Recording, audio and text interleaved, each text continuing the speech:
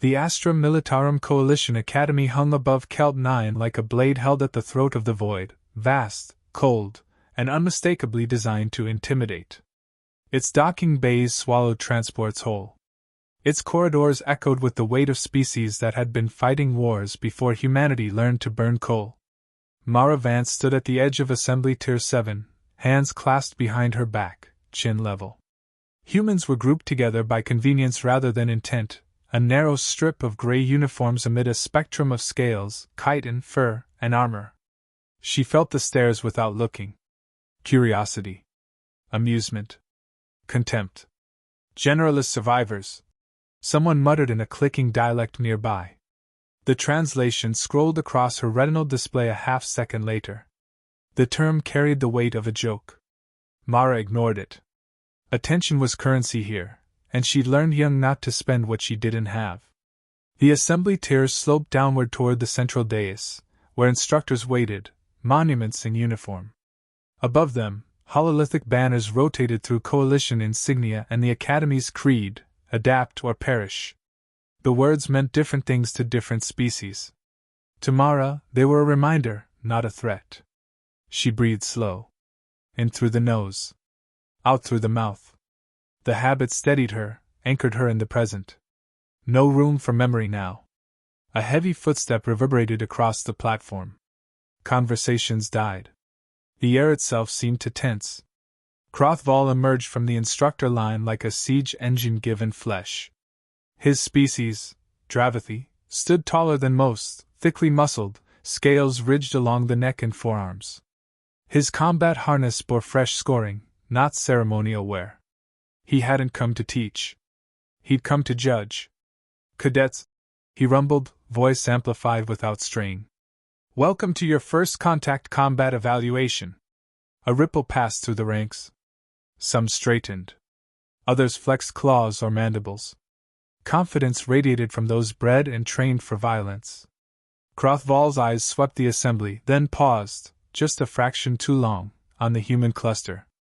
This evaluation, he continued, exists for one purpose: to determine who survives initial contact with an unknown enemy. He gestured, and the hololiths shifted. A terrain map bloomed above the dais. Broken highlands, dense structures, irregular gravity zones. Live fire parameters are active. Environmental variables will change without notice. Extraction occurs at 60 minutes. A pause. Then, with deliberate emphasis, failure to adapt will result in injury. Or death. Mara's jaw tightened, almost imperceptibly. Live fire wasn't unusual. The tone was. Beside her, a fellow human cadet leaned in and whispered, "They didn't say that part last cycle." Mara kept her eyes forward. "They didn't have us last cycle," she murmured back. Crothval's mouth curved, exposing blunt, predatory teeth. "Some of you believe your species' reputation will carry you through. Strength. Speed. Psionics." His gaze flicked to a towering avian squad, wings folded in smug anticipation. "Others believe numbers or doctrine will save them." He looked at the humans again. "And some," he said, "have either." A few alien cadets chuckled. Not unkindly. As one laughs at a smaller creature wandering into danger. Mara felt the heat rise in her chest, sharp and unwelcome. She pressed it down. Anger wasted oxygen. The floor shuddered. Gravity shifted sideways, just enough to unbalance the unprepared. Several cadets stumbled. Mara adjusted her stance without thought, boots compensating before her mind caught up. Years of frontier drills had taught her that balance was borrowed, never owned. "Drop in 10, Crothval announced. The world moved fast after that. Platforms segmented. Barriers rose. Cadets were herded into launch cells by species grouping, efficiency over cohesion. The humans exchanged brief looks. No speeches. No promises. Mara checked her kit as the cells sealed. Rifle mag seated. Sidearm secured. Blade within reach. Nothing fancy. Human gear favored reliability over spectacle. The countdown burned red across the bulkhead. 3. Her breath slowed again. A memory tried to surface: sirens, smoke, the metallic taste of fear, but she locked it away. Later. 2. A tremor ran through the cell. Gravity disengaged. 1. The floor vanished. Mara fell. The insertion slammed her into uneven ground, armor absorbing the worst of it. She rolled, came up low, rifle tracking instinctively. The sky above was a fractured dome of iron and fire. Structures leaned at impossible angles. The air smelled sharp, ionized. Comms crackled. Shouts in half a dozen languages overlapped, then dissolved into chaos as signal interference bloomed. She moved. Not fast, careful. Cover to cover. Eyes mapping lines of approach, exits, shadows. Training whispered priorities: position, awareness, patience. A screech cut through the din. Mara pivoted just as something large vaulted over a shattered wall. For limbs. Talons. Armor plates along the spine. An alien cadet, taller than her by half again, momentum carrying it forward. It hesitated. Just a blink. Long enough for her to see the mistake in its posture, the assumption that she would freeze. She didn't. The world narrowed to angles and timing. She sidestepped as the talon struck where she'd been, drove the rifle up hard into exposed plating, fired once. The recoil jolted her shoulder. The round punched through softer tissue beneath the armor seam. The alien collapsed in a wet, boneless sprawl. Silence rushed in, loud as an explosion. Mara stood there, chest heaving, rifle still trained on the fallen form. Smoke curled from the barrel. Her hands trembled, then steadied as she tightened her grip. 2 minutes, a small voice noted distantly. 2 minutes in. She swallowed. The kill hadn't felt triumphant. It hadn't felt like anything she'd imagined. It was abrupt. Final. Heavy. A warning icon flared on her display, multiple contacts inbound. Mara exhaled once, sharp and controlled. She didn't look back at the body. Okay, she whispered to no one, shifting toward the next stretch of cover. Adapt. Somewhere far above, behind layers of armor and glass, an evaluator leaned forward and said, very quietly, "That wasn't supposed to happen." The silence after the kill didn't last. It fractured into motion, shuddering ground, distant weapons fire, the hiss of alien comms bleeding through static. Mara slid behind a collapsed support strut as something heavy thundered past her position. Her heart hammered, but her hands were steady now, movements clipped and deliberate. Shock had burned away, leaving focus in its place. Her display flickered. Environmental parameters updating. Then again. And again. "That's not right," she muttered. The terrain shifted without warning. A section of high ground collapsed into a jagged sinkhole, swallowing 2 distant cadets mid-sprint. Gravity surged unevenly, dragging others to their knees. Screams cut short as predators, native or deployed, poured from newly opened fissures. This wasn't variance. This was escalation. Mara broke cover, sprinting low. She spotted a human marker blink into existence ahead, then vanish. Another flared to her left, stationary. She veered toward it. The cadet was crouched behind debris, clutching a bleeding arm. Younger than her. Wide-eyed. "Can you move?" Mara asked. The cadet nodded once. Yeah, I think so." "Good. We're relocating." They moved together, weaving through wreckage. A third human joined them, then a fourth. No shouted orders, no questions. They clustered because it made sense. Because isolation got you killed.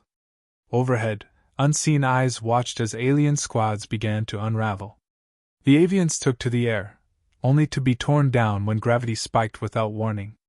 The armored quadrupeds attempted formation pushes, but the terrain broke their lines apart, leaving them exposed and confused. Each species fought as it had been taught. Each method failed once the rules changed. The humans didn't wait for the rules to stabilize. They adapted on the move. "Ammo check," someone said. "Low. I've got 2 mags. Share." No arguments. No hesitation. Supplies changed hands in seconds. Mara took point without realizing it. Not because she was stronger or louder, but because she kept moving when others paused. She read the terrain like a living thing, noticing patterns, where predators avoided, where fire funneled enemies into narrow paths. A chittering shriek announced another attack. Mara dropped, rolled, fired once. The creature fell, momentum carrying it past her boots. She didn't slow down. Minutes blurred together, measured only by breath and heartbeat. Above the battlefield, Crothval watched the chaos with narrowed eyes. Data streamed across his command display, casualty curves spiking far beyond acceptable thresholds. He dismissed the alerts with a clawed swipe. Rebalance, an aide suggested carefully. Crothval's gaze fixed on a single icon moving steadily through the map. No, he said. Observe. He keyed in a command override. Safety limiters disengaged. Threat density increased. On the ground, Mara felt it instantly. The air grew heavier. Sound warped. Her knees buckled as gravity surged, then stabilized just long enough for a massive silhouette to crash through a nearby structure. The thing roared, metal fused with flesh, eyes burning with artificial heat. Contact! Someone shouted. Mara didn't respond verbally. She raised her rifle, fired into a joint, then ducked as return fire scorched the air above her head. She signaled left, 2 fingers sharp. The others moved without question. They flanked, harried, retreated. Never static. Never predictable. One by one, alien cadet markers winked out. Fear began to creep into the comm channels. Unit down! Repeat, unit down! Formation broken. Unknown human moving fast. The phrase caught Mara's attention. Unknown human. She wasn't unknown. She was just unclassified. An explosion rocked the area, throwing her hard against a wall. Pain flared along her ribs. She sucked in air, tasted copper, and forced herself upright. Cracked armor. Bruised muscle. Still functional. A Dravathi cadet charged her, larger even than the evaluator's species, confidence radiating from every plated step. It raised a weapon and roared something triumphant. Mara waited. When it lunged, she stepped inside its reach, drove her blade up beneath the jawline where armor thinned. The roar cut off. The body fell. She stood there for half a second longer than necessary, chest rising and falling. The battlefield seemed to recoil from her. Comms crackled again, quieter now. Avoid the human. She moves like death. A pause. Then, whispered in a dialect her translator barely caught. Death, Maiden. Mara didn't hear it clearly. Just fragments. A tone shift. Something brittle creeping into alien voices that hadn't been there before. The humans regrouped near a partially intact structure. 6 of them now. Fewer than half of what they'd started with. How long? One asked. Mara checked her display. 37 minutes. A low curse. No one complained. The ground trembled again, deeper this time. Not environmental. Intentional. Mara felt it in her bones. Something big's coming, she said. As if summoned by the words, the tremor resolved into footsteps, slow, heavy, confident. A massive signature entered the tactical display, marked not as a cadet, not as wildlife, but as authorized override. The air seemed to tighten around them. A voice rolled across the battlefield, amplified and unmistakable. Human cadet, Crothval called. Your anomaly ends now. Mara closed her eyes for a single heartbeat. Not in fear. In acknowledgement. She opened them again, gaze hard and clear. Spread out, she told the others quietly. Don't try to match him. What are you going to do? Someone asked. Mara checked her weapon, then the terrain beyond, the broken ground, the unstable gravity wells, the shadows. I'm going to make him work for it. The footsteps drew closer, each one deliberate, each one certain. The hunt had begun. He advanced through the broken landscape as if the battlefield owed him passage, armored feet crushing debris into powder. Each step registered as a seismic pulse on every surviving cadet's display. Authority radiated from him, not rank alone, but certainty. He had entered the evaluation personally because he believed the outcome was already decided. Mara felt the pressure of his presence long before she saw him. The air seemed denser, charged, as though the environment itself anticipated violence. She crouched behind fractured ferrocrete, ribs aching with each breath, and forced herself to assess rather than react. He was larger than the others. Faster too, despite the mass. His armor wasn't cadet issue. It was evaluator grade, layered with redundant shielding and combat systems stripped of safety governors. This wasn't a lesson. It was an execution attempt dressed as protocol. Human! Crothval called again, his voice rolling across the ruins. You have exceeded acceptable variance. Lay down your weapon. Mara didn't answer. She checked her remaining ammunition. Low. Blade intact. Mobility compromised but manageable. Terrain unstable, gravity pockets flickering along a narrow corridor ahead. An idea formed, not clever, just necessary. Crothval smiled as if he could see the thought anyway. He fired. The first shot obliterated her cover, shrapnel slicing across her shoulder. Mara rolled, pain flaring hot and immediate. She bit down hard, cutting off the sound that tried to escape her throat. Noise drew attention. Blood soaked into her sleeve, warm and slick. Predictable, Crothval said, advancing faster now. Mara ran. Not blindly. She followed the path she'd already marked in her mind, boots striking uneven ground at an angle that minimized drag when gravity surged. A lesser fighter would have tripped. She stumbled once, recovered, kept moving. The next shot grazed her leg. Armor cracked. She hissed through her teeth and vaulted a low barrier, vanishing into a cluster of collapsed structures. Crothval followed without hesitation. Inside the ruins, sound fractured. His heavy steps echoed unpredictably, masking her movements and revealing his own. Mara slowed, breathing shallow, letting the ache settle into something dull and usable. You cannot outrun inevitability, he said, closer now. Your species confuses desperation with resilience. Mara waited. She waited until his shadow crossed the threshold of a gravity sink. Then she fired into the exposed support column overhead. The structure groaned. Gravity spiked. Crothval staggered, boots skidding as the pull doubled unexpectedly. He slammed into the ground hard enough to crater it, armor screaming under the strain. Mara didn't celebrate. She moved. She circled wide, limping now, every step a negotiation with pain. Crothval surged to his feet with a roar, rage finally cracking his composure. He charged, faster than before, abandoning caution. That was the mistake. Mara led him deeper, drawing him across a patchwork of unstable zones she'd memorized earlier. Gravity dropped. Then surged sideways. Crothval compensated once, twice, then misjudged the third shift.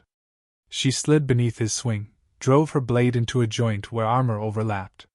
Sparks erupted. The blade snapped halfway in. Crothval bellowed and backhanded her across the ruins. She hit hard, vision blurring, lungs emptying in a painful rush. She lay still for half a second longer than comfort allowed. Finished, he growled, weapon charging. Mara rolled at the last instant as the shot tore a molten scar through the ground where her head had been. She came up on one knee, snatched a dropped alien rifle from the debris, and fired point-blank into his damaged armor seam. The round didn't kill him. It did enough. Crothval stumbled, systems screaming now, authority bleeding out through exposed circuits. His control signal flickered on Mara's display, override failing, telemetry broadcasting automatically. Silence followed, heavy and absolute. Emergency alarms cut through it moments later. Extraction protocols slammed into effect without warning, gravity stabilizing as containment fields rose. Mara sagged where she stood, weapons slipping from numb fingers. Med drones descended in controlled swarms, lights washing the battlefield in clinical white. She didn't resist as they lifted her, pain finally breaking through the walls she'd built. The infirmary smelled like antiseptic and burned metal. She drifted in and out while wounds were sealed, fractures braced, blood replaced. Voices passed around her, urgent, shocked, careful. All data logged. Authority abuse confirmed. Human cadet survived direct engagement. When she woke fully, the room was quiet. Mara lay staring at the ceiling, hands resting on the blanket, trembling now that the danger had passed. She didn't try to stop it. Shaking meant she was alive. The door hissed open. An alien cadet, avian, wings bandaged, paused at the threshold. It met her eyes, hesitated, then bowed its head slightly before leaving without a word. Mara closed her eyes. She hadn't wanted a name. She hadn't wanted fear. But pressure had shaped her all the same. Outside the med bay, the academy was already changing. And everyone knew it.